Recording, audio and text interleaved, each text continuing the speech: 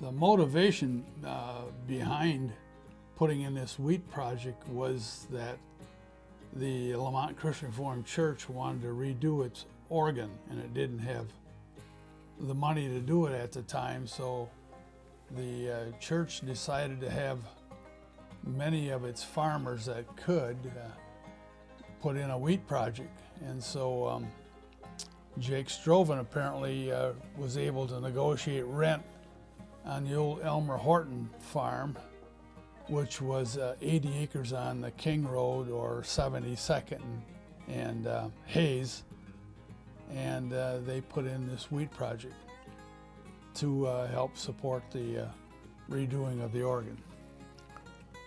I think that tells it pretty close. Yeah, that's pretty much the case. The organ needed repairing, and at that time there was a movement to get electric organ, but some of them felt that the electric organ never could replace a good pipe organ.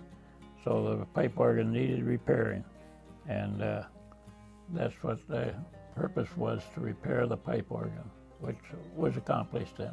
Yep. All right, the film was reflecting, I think it's Ed Vanderkalk running a bundling, harvesting corn and putting it in bundles. And then later on, those bundles are picked up and taken to a chopper to make silage out of them.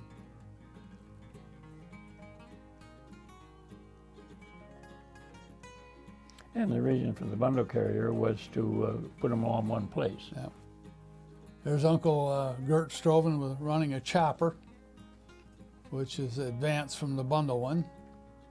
And he's chopping it into a wagon, and they'll take the wagon up to the silo. And here they are unloading it. That's Hank Stroven and I think Harm Stroven unloading it. And Willie is working on the wagon. And this is Shorty John Stroven, Cripple John Stroven. We always called him Cripple. That's not very fair to say on his wife. I think this is Lawrence Langland, the part of the 80 acres that they had rented. And that's the way it was before it was tilled. You can see some of the old machinery there. And here's a group that's actually tilling the ground. There's Lester Langland with his W9 there.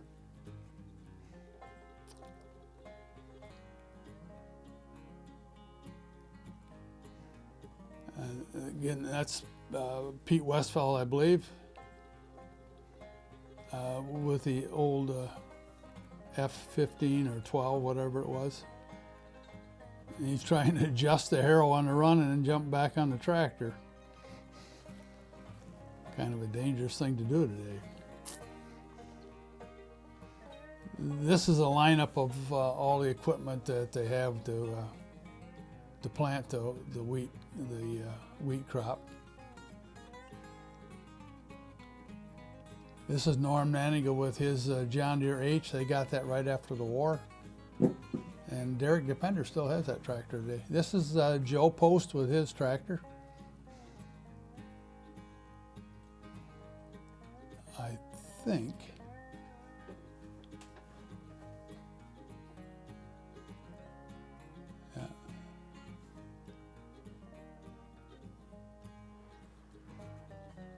that may be your dad's BN, I'm not sure. I don't think so. This is Harry DeVos, and with his John Deere B plowing. This is Floyd Pastumas with his.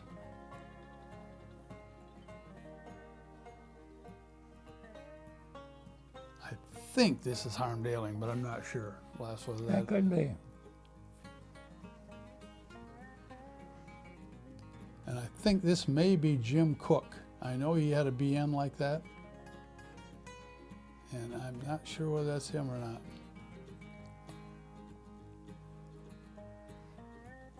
This is Jake Ruster. Yep. This is Lambert Cook with his case.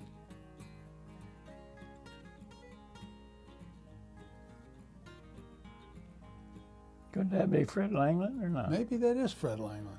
I'm not sure.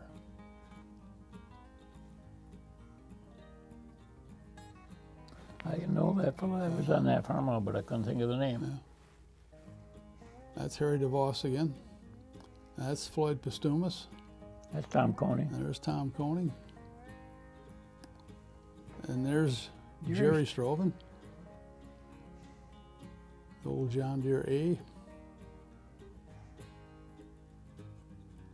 That's Uncle Harm Stroven.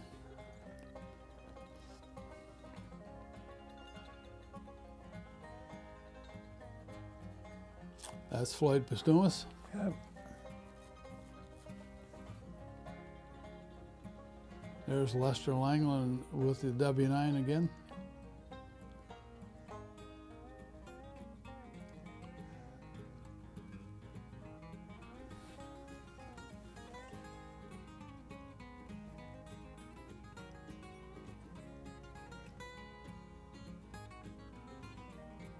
I think that's Ed Vandercock, isn't it? Well, I couldn't tell for sure who that could be.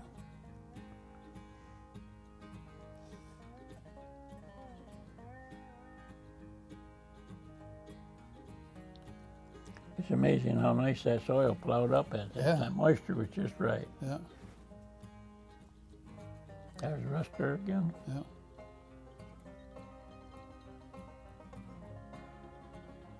Must have plowed hard because that tractor over there is backing up. It was spinning. Yeah, there he's struggling with it. This is Reverend Hoekstrait and Jake Stroven on the planter. There again, I don't know who is operating the tractor. That was my Your tractor. dad's tractor. Yeah. And this is Bill Stayhauer, I remember, and Reverend Hoekstrait's talking to him. This is Joe Post coming up with his rig. Yeah, look, it did work up pretty good, didn't it? Yeah. It had been left fallow long enough so that it wasn't packed wet in the spring. Yeah. Then it would be so lumpy you couldn't do anything with Yeah. the clay. Yeah, we've tiled a lot of that field out today. There's a lot of tile on that land. There's Mike Langland with his Yeah. hands on his hips there, and that's his pickup truck.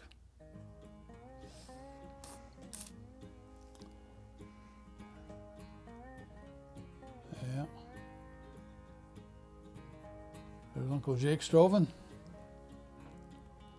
He wasn't fond of having his picture taken at that time. That's quite a lineup of machinery. Yeah, you bet. A lot of red and green, International and John Deere, huh? That's Glenn Stroven. Yeah. And like I was saying, Glenn came home from the war, and he bought that tractor, and he came over to my dad's and showed Dad that tractor with lights on. And Dad said to him that, you really deserve a tractor like that. You've done a lot for this country, but he said, you know, those lights on there, that's the end of daylight farming. I'll never forget him saying that. You know, that fellow with that Jeep, that could have been Sam Buchema. That was my dad. He tried to sell them to the farmers for a plow tractor. I remember him demonstrating to my dad that that Jeep could pull a plow, but it couldn't.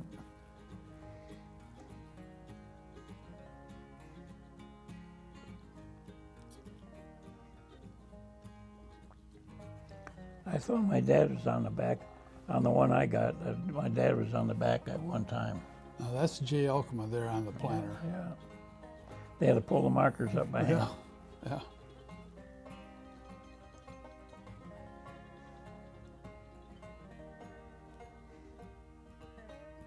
Well, they're all John Deere grain drills. Yeah. That's Jay Elkema.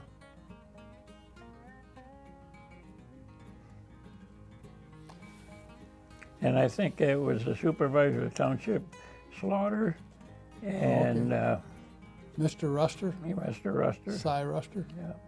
That's, This is Tom Koning with his D plowing. yeah. John Deere really made a good tractor, that D John Deere. Yeah, yeah. This is Floyd Postumus again, I believe.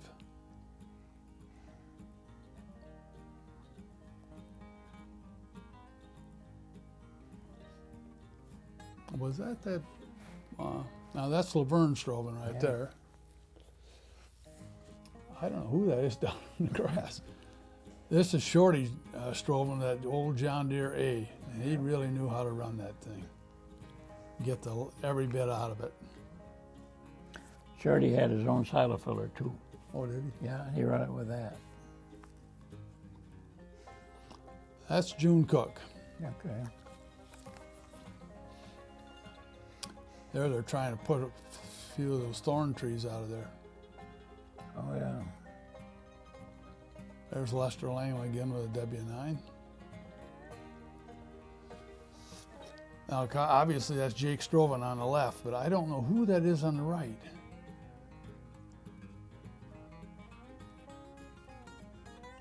That's Harry DeVos.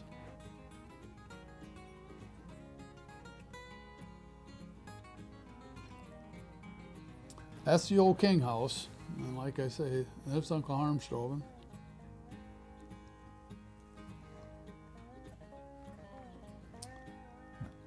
The women bring in dinner. Yeah.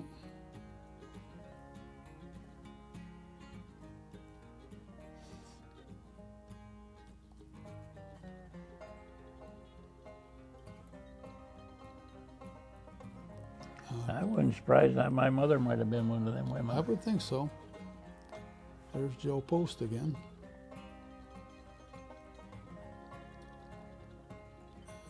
And that's either Floyd Pastoon or Cat Belding. There they're all standing, and that's my father there. I can tell that pretty easily.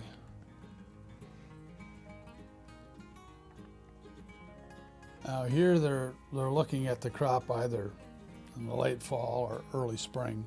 It's a little hard to tell.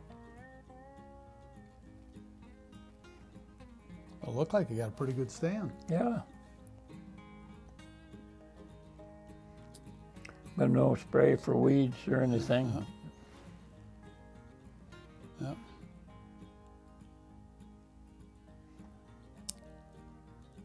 Here they're on the south end of the 80 looking at it. Here again's the old King house. And Yeah. That was quite a house in its day. yeah. In 1964 is when, on a Halloween night, kids came along and burned it down.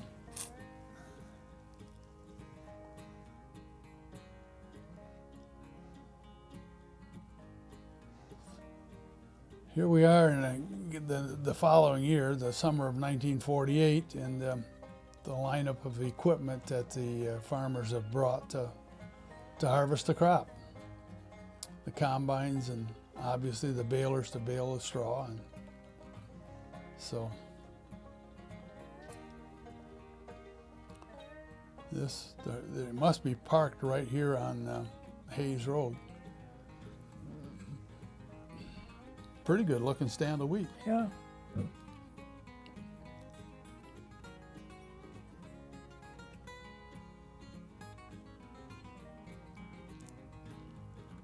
The other end of that farm come up against the county farm, didn't it? Yes, the west side of it's against the county farm, yeah.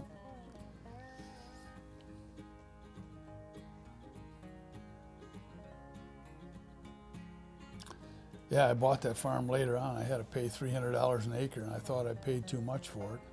Now here's a group of guys standing on a combine. The one with his back to us is Mal Strovan, and Jerry Strovan's up on top.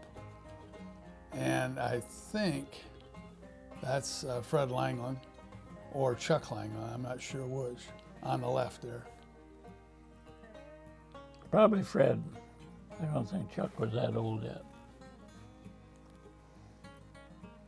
'Cause Chuck is 10 years younger than I was, and I was just in my 20s then. Okay. Now that's Jerry Strovan sitting on the tractor there. They're unloading.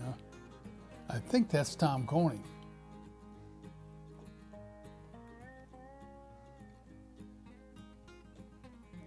That's Uncle Jake Strovan with his back to us. And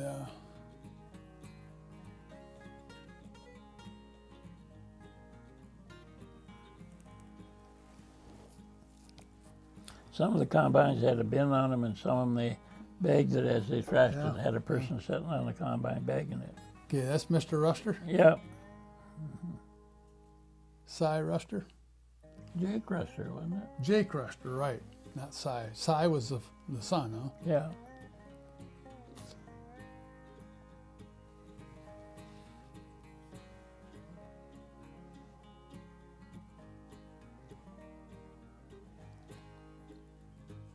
Here's a,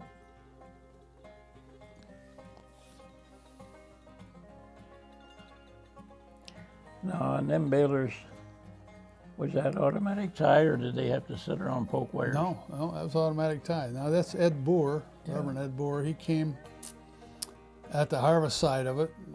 Hook Straight was the pastor when they planted it. This is Mr. Fineweaver on the right. No, that's Daling's wife, or daughter, the one way on the right. That would have been, she married, they lived on the farm there where Vanderwall is now. What was them girls? There was two girls, Harm Daling's daughters. Althea was one of them. Yeah, that was one of them was. Okay.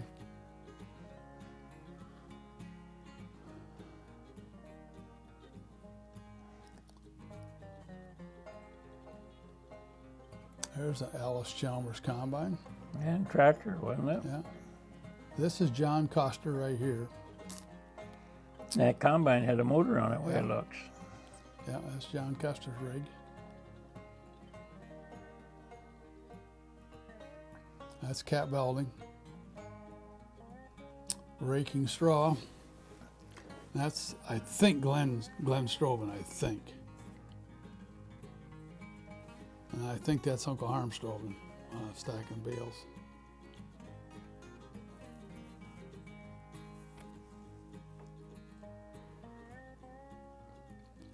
This is Shorty Strobin with a combine. That's a small tractor for that big a machine. And this is Tom Koenig. Who was on the fender, you know? I think that was Frank Longnecker. Could be. I don't know who that is.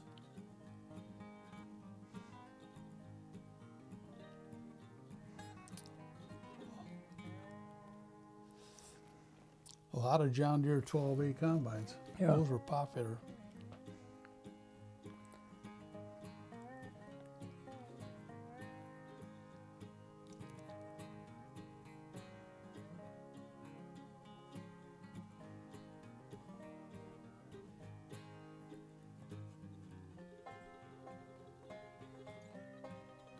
And some of them combines had a right-hand feed and some had a left-hand Left-hand, feed. yep.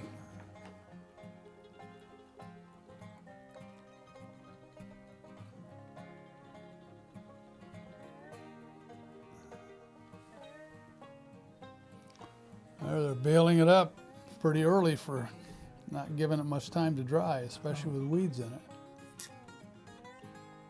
Oh, when they got it to Gary Booth, he didn't want to take the bales because he thought it was too tough. It wouldn't be good bedding. Because they had to shaking them out by hand at that time. Yeah. Now that's Clara Wyma, the blonde haired lady. Yeah. I remember her. And I don't know whose pickup truck that is. It's a nice Chevy pickup truck.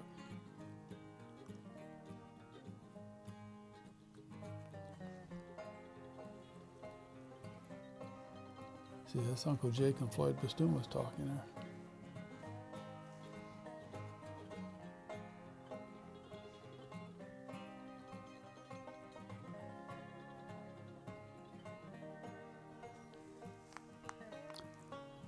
I don't. Are they bagging that wheat out of a Yeah. wagon then? Mhm.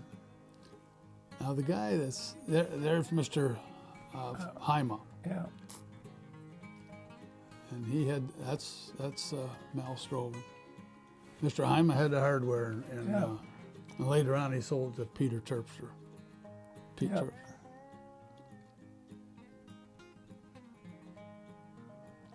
That's Uncle Gert. Today you wouldn't want to be doing that, hugging women like that. There's Floyd, and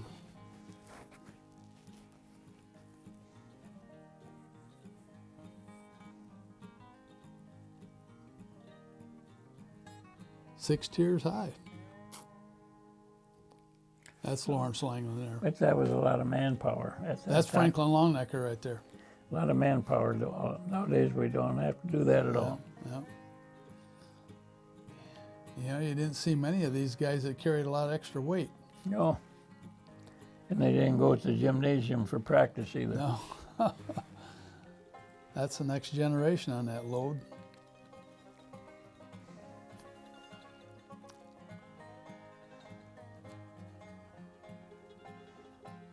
Yeah.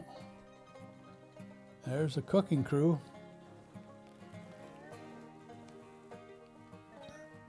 Now this is that's Mrs. Grace, Mrs. Sam Langland, and that's Mrs. Daling.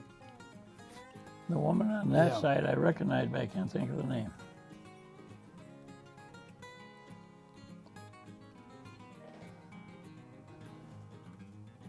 There again, that's John Custer.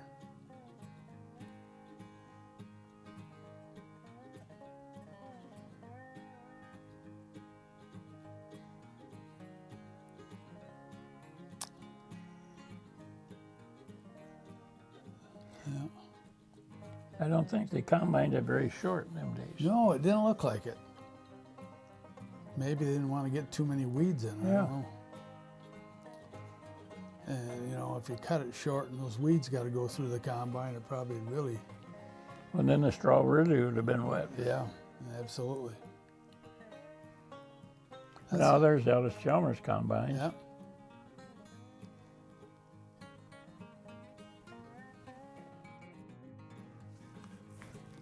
Yeah, those combines were sold by Rural Bronkema in Standale. Yep. He sold Alice Chalmers, and Now there's lights on that tractor. yes, Must have got late that night. that's Tom Koenig again right there with his 12A John Deere. I was just trying to think who Shorty the dealer was, but now that had a motor on it. Yes.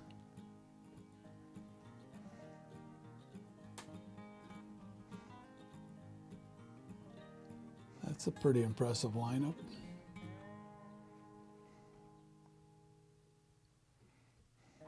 There's the old King House again from the back side or the west side. There was a barn there at one time too. Was there? Yeah.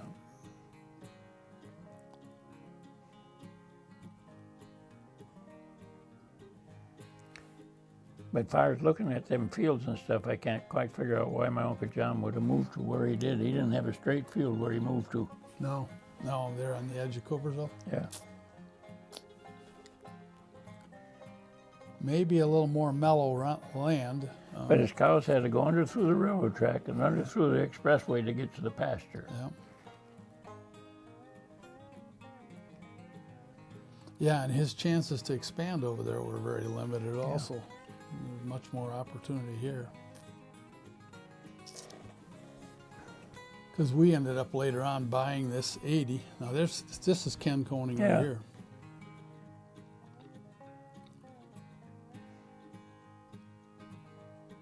Then later on, my son Keith bought the original Elmer Horton 40 acres, Yeah. which was north across the street.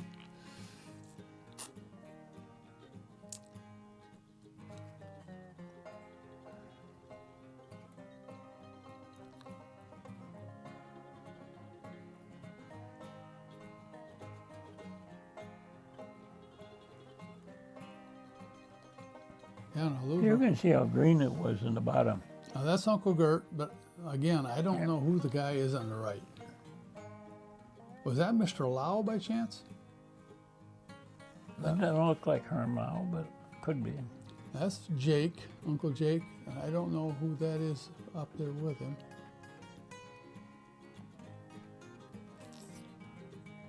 That looks like Doc Winger. Yeah, That's Henry Mutterman, Shorty Stroven, and I don't know who the third I one. don't either. I was there at the planting time. I wasn't there at the harvest time. I was there both times, but I went up there on a bicycle My twin brother and I biked up there to see it, because that was very impressive to see all that equipment working in the field at that time.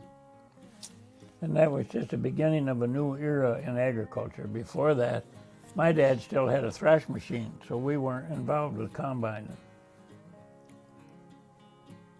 And my father went there, but he had just what they call a doodle bug, and it wasn't a big enough tractor to be able to work on that kind of ground.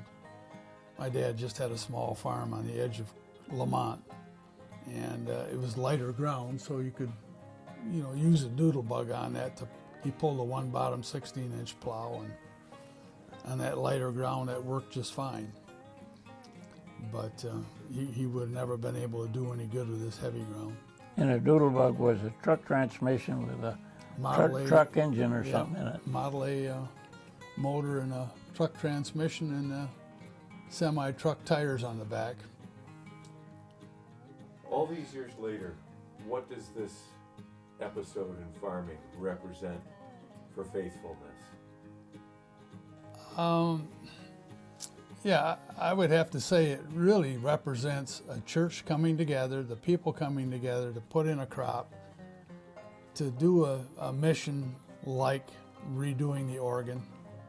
And that's an era that's gone by. We no longer will have it, but I think that history really has to respect what these people did back then.